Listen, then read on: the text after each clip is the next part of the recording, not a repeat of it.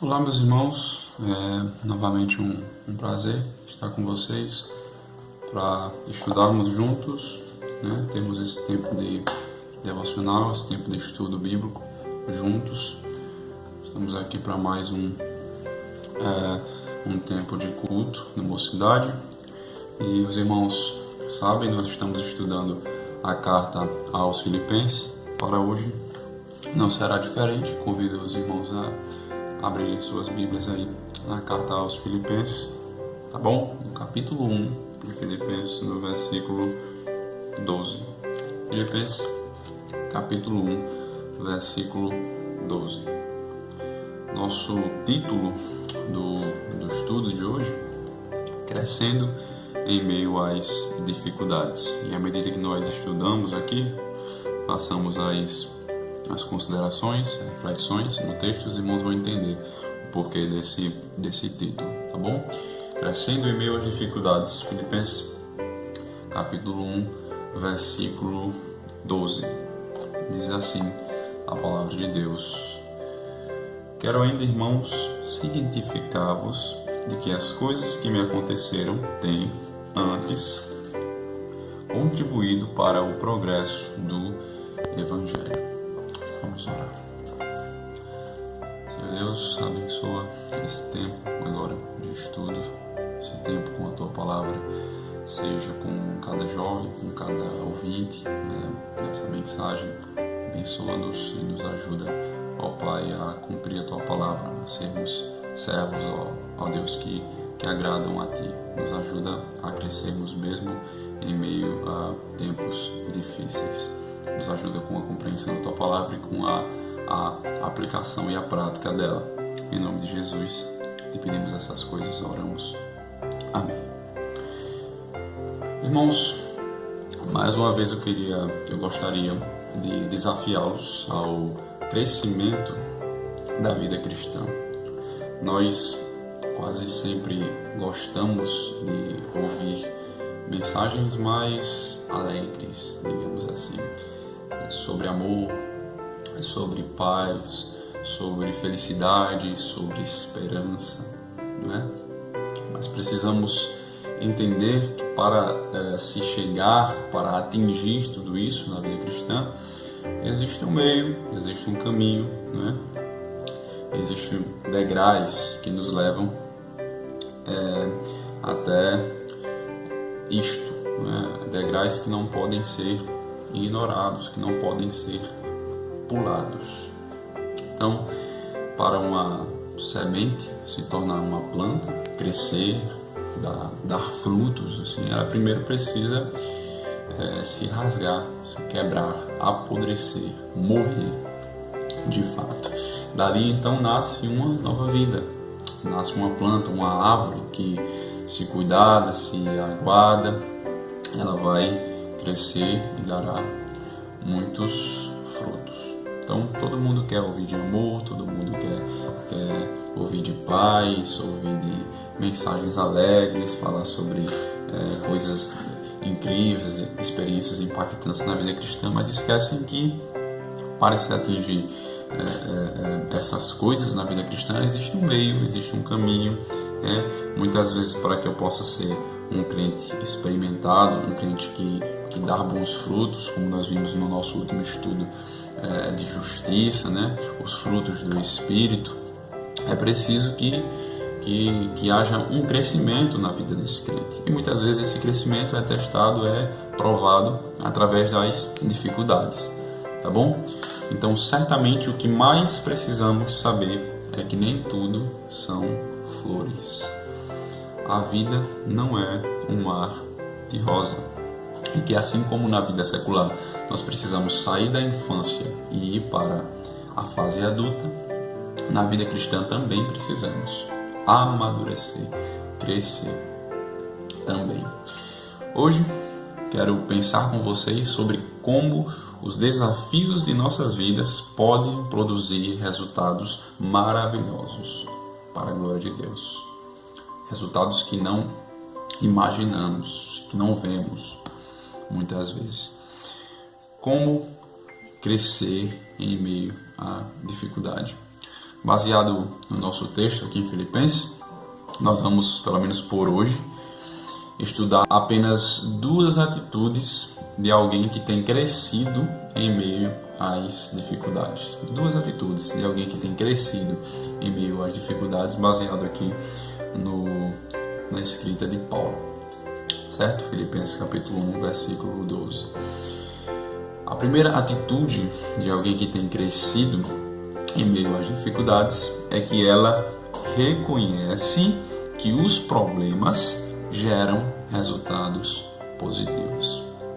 Ela reconhece que os problemas geram resultados positivos. Observem comigo o versículo 12 de Filipenses capítulo 1. Quero ainda, irmãos, cientificar-vos. Quero ainda, irmãos. Após concluir a sua saudação, nós vemos nos versículos 1 a 8, ele fez ali um elogio, digamos assim.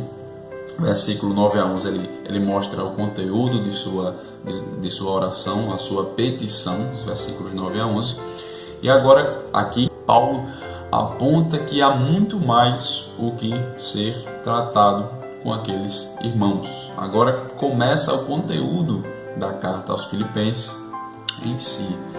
Ele usa aqui a conjunção aditiva, além do mais, para apontar este fato.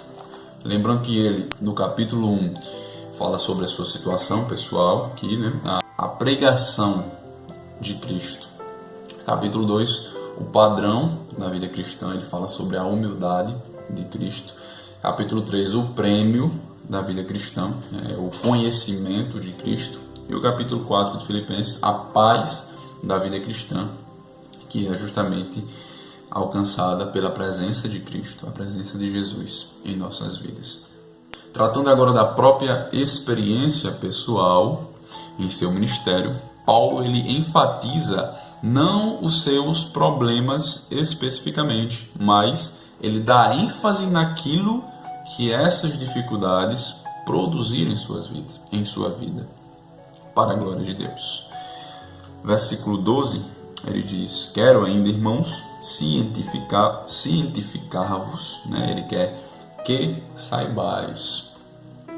Paulo, diante aqui do testemunho daqueles irmãos, diante do contexto que eles estavam inseridos, ele entende que era necessário que eles soubessem de algo, que aprendessem, que guardassem em seu entendimento tudo aquilo que seria tratado. A palavra aqui é a palavra gnosko no grego, conhecer, saber. E primeiramente eles deveriam entender que é preciso reconhecer os benefícios das dificuldades. Ninguém melhor do que Paulo, usado por Deus nessa carta para vos ensinar isso. Alguém que já tinha passado, tinha sido experimentado, estava sendo experimentado e provado desta forma. Interessante que Paulo já havia inserido esse assunto quando o chamou de coparticipantes da mesma graça que ele. Versículo 7. Aliás, é justo que eu pense assim de todos vós, porque vos trago no coração, seja nas minhas algemas, seja na defesa e confirmação do Evangelho, pois, final do versículo 7, todos sois participantes da graça comigo. Agora, existem lições que esses coparticipantes precisam saber, precisam aprender, precisam conhecer, pôr em prática, exatamente por estarem participando dessa graça. Irmãos, Paulo aqui ele não tem, de maneira nenhuma, a intenção de apresentar um vitimismo.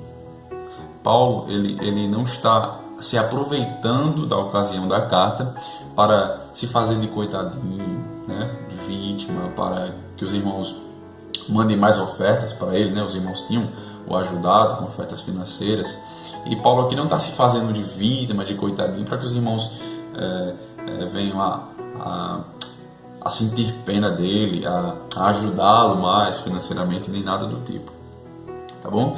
Seu objetivo aqui é fortalecer a fé daqueles irmãos, o seu conhecimento, para que eles entendam que existe um propósito divino até mesmo nas situações mais difíceis de nossas vidas. Que até mesmo elas produzem crescimento. Na verdade, especialmente elas nos fazem crescer, nos fazem amadurecer, para então podermos frutificar. O mesmo princípio que identificamos em outras partes das Escrituras, do Novo Testamento, que certamente nós também precisamos conhecer, precisamos ter em mente, ter essa certeza, tá bom? Que as dificuldades geram resultados positivos. Podemos lembrar de Romanos capítulo 5, versículo 3 e 4. Diz o seguinte: e não somente isto, mas também nos gloriamos nas tribulações, sabendo que a tribulação produz paciência, a paciência produz experiência, e a experiência esperança. 1 Pedro capítulo 1, versículo 6 diz: em que vós grandemente vos alegrais, ainda que agora importa, sendo necessário, que estejais por um pouco contristados com várias tentações, para que a prova da vossa fé, muito mais preciosa do que o ouro, que perece e é provado pelo fogo, se ache em louvor e honra e glória na revelação de Jesus Cristo. Versículo 8, no qual, não o havendo visto, amais, no qual, não o vendo agora, mas crendo, vos alegrais com um gozo inefável e glorioso. Vejam só o benefício, o resultado final dessas provações. E Hebreus capítulo 12, versículo 11, o versículo que estudamos na semana passada, os jovens, que diz o seguinte, que nós vimos, na semana passada. Hebreus capítulo 12, versículo 11. Toda disciplina com efeito no momento não parece ser motivo de alegria, mas de tristeza. Ao depois, entretanto, produz fruto pacífico aos que têm sido por ela exercitados, fruto de justiça. Vejam só, essas e muitas outras porções das Escrituras nos mostram essa realidade, a qual Paulo quer fazer conhecida aqui, usando o seu testemunho pessoal.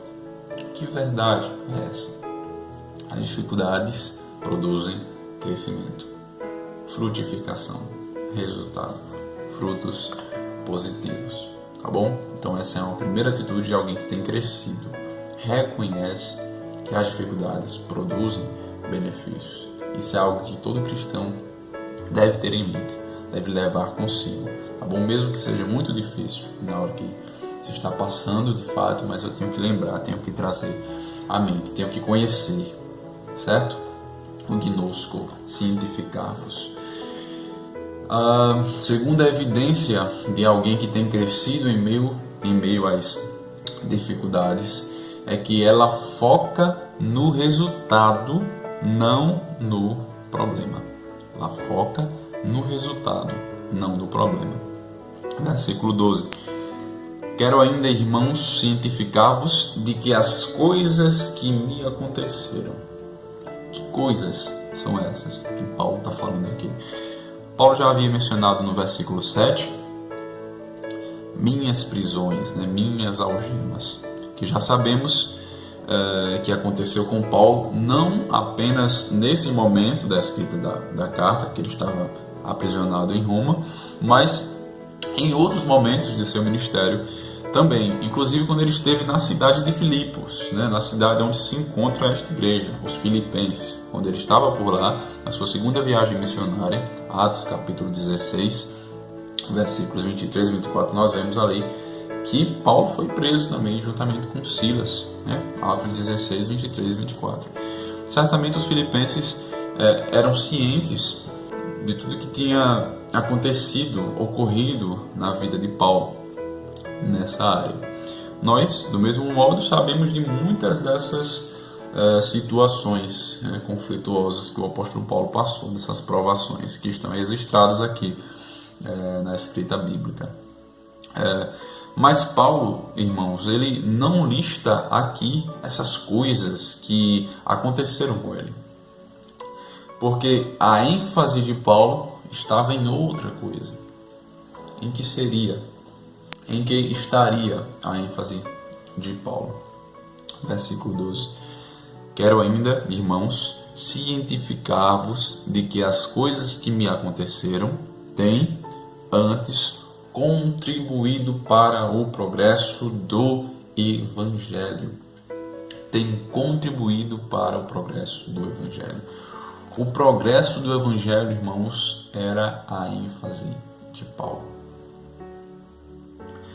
Quando passemos por dificuldades, nós, do mesmo modo, não foquemos em tudo que esse momento difícil carrega de ruim, não é? Não fiquemos desesperados com o problema, com a situação, mas pense, em que área da minha vida eu devo melhorar por estar passando por isso, por estar passando por essa situação? Em que Deus quer que eu melhore, em que área da minha vida, para que propósito essa situação tem servido, em que eu posso frutificar mais, que fruta do Espírito está faltando em minha vida, que eu preciso ser provado para que eu possa produzir. A nossa ênfase não deve estar na situação, mas em que resultado essa situação vai trazer para a minha vida. Lembre que a primeira atitude de alguém que tem crescido em meio à dificuldade é que ela reconhece que os problemas geram resultados, né? Agora, que resultados? E é aqui que está a grande questão. Paulo olha para o seu sofrimento como a abertura de novos caminhos para o Evangelho. Veja que interessante. Paulo disse que as coisas que lhe aconteceram, em vez de desmotivá-lo, de decepcioná-lo, né?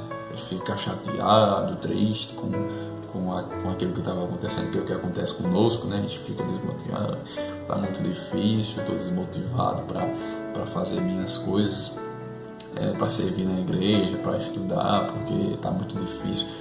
Não, no caso de Paulo foi diferente. Ao invés de desmotivá-lo ao serviço, na verdade, o que fez foi contribuir para o avanço do Evangelho. Ao invés de deixá-lo desanimado no seu ministério, né, missionário, pelo contrário, ele considerou como um avanço, uma ajuda ao progresso do seu ministério, do Evangelho. É interessante, irmãos, que Paulo não considerou os seus sofrimentos como fruto do acaso também, né? Paulo não acreditava em casualidade, em determinismo. Ele sabia que a mão soberana da providência divina guiava o seu destino e que os seus sofrimentos estavam incluídos nesse plano, um plano eterno para o cumprimento de propósitos mais elevados. Existia um propósito divino por trás dos seus sofrimentos e Paulo sentia isso e vivia isso na prática. Nós, por vezes, temos dificuldades, mas Paulo mostrou isso em sua vida pessoal, em sua vida prática, né? Essa confiança na soberania de Deus, essa certeza. Outro fato interessante é que Paulo não considerou os seus sofrimentos como expressão da fúria de Satanás, né? A culpa é do diabo, é o que nós dizemos por vezes. Culpamos Satanás por tudo que acontece em nossas vidas. Não é assim que funciona, irmãos. Embora Satanás tenha intentado contra ele, contra Paulo, jamais Paulo o considerou como o agente de seus sofrimentos.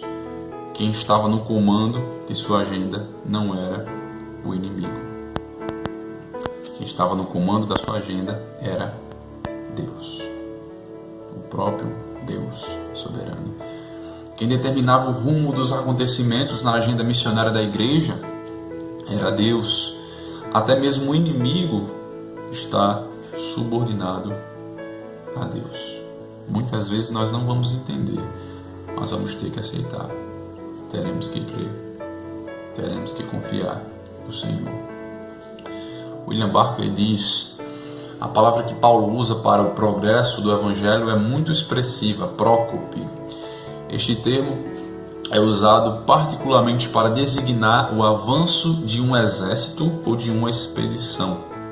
O substantivo provém do verbo prokoptein, que significa derrubar de antemão, e se aplica ao corte de árvores e a toda remoção de impedimentos que obstaculizavam a marcha do exército. É uma abertura de caminho para uma tropa passar esse progresso do Evangelho. A palavra prócope aqui. Ralph Martin diz que este termo grego prócope significa mais especificamente avanço a despeito de obstruções e perigos que bloqueiam o caminho do viajante. Aquela mesma ideia, né? O Wisby, comentarista, teólogo, por sua vez, entende que o termo prócope significa avanço pioneiro, ou seja, um termo militar grego que se referia aos engenheiros do exército que avançavam à frente das tropas para abrir caminho em novos territórios. Assim, irmãos, a prisão de Paulo, do apóstolo Paulo, estava longe de fechar portas. Muito pelo contrário, ela as abre mais ainda. Longe de ser uma barreira, desobstrui o caminho, abre novos campos de trabalho que jamais seriam alcançados de outra forma. E Deus sabe disso. E Paulo sentia isso, confiava no Senhor. Sabia que esses eram os meios pelo qual o seu ministério se estenderia. Então não olhe o tamanho dos montes, né, das barreiras que estão à sua frente. Olhe para Deus que os criou e que pode movê-los para o abismo. Lembre do Salmo 121, versículos 1 e 2. Leva os meus olhos para os montes, de onde me vem o socorro. O meu socorro vem do Senhor, que fez os céus e a terra. Não olhe o tamanho dos montes, olhe para Deus que os criou. Alguém que tem crescido em meio às dificuldades foca nos resultados positivos delas, não no quanto elas são ruins, o quanto elas são dolorosas, mas foca no resultado benéfico, bendito, divino nessas dificuldades. É que é um grande desafio para nossas vidas. Charles Spurgeon é o pregador mais conhecido do século XIX. Poucos, porém, conhecem a história de sua esposa, Susana. Quando eles eram recém-casados, a senhora Spurgeon desenvolveu uma enfermidade crônica e, ao que tudo indicava, seu único ministério seria o de encorajar o marido e orar por seu trabalho. Mas Deus pôs em seu coração o desejo de compartilhar os livros de seu marido com pastores que não tinham recursos para comprar esse material. Em pouco tempo, esse desejo levou à criação do Fundo para Livros. Essa obra de fé equipou milhares de pastores com instrumentos importantes para o seu trabalho. Mesmo sem poder sair de casa, a senhora Spurgeon supervisionou pessoalmente todo esse ministério pioneiro. Veja que interessante, irmãos. Ela não permitiu que a sua dificuldade física, a sua enfermidade, neutralizasse o seu serviço espiritual, o seu serviço na obra cristã. Antes, serviu apesar dessas dificuldades. E nós, irmãos, será que temos nos deixado abalar, temos ficado depressivos diante dos problemas? Ou temos lutado apesar deles, crescendo em meio às dificuldades? É um grande desafio para as nossas vidas ter essas atitudes, crescer em meio à dificuldade. Então, concluindo, crescendo em meio às dificuldades. Duas atitudes de alguém que tem crescido em meio às dificuldades. Reconhece que as provações geram resultados positivos. Ter a maturidade de reconhecer este fato em nossas vidas como cristãos. Segundo, Foca no resultado e não nos problemas. Não fiquemos nos vitimizando diante das dificuldades, dos problemas, mas reconheçamos a soberania de Deus em nos abençoar em meio às adversidades. Não fiquemos desesperados igual aos discípulos lá na tempestade, né? Mas confiemos no Deus que fez o mar, que tem poder sobre a tempestade, né? Que move os montes, que criou o céu e a terra. Confiemos nesse Deus. Não fiquemos desesperados, irmãos.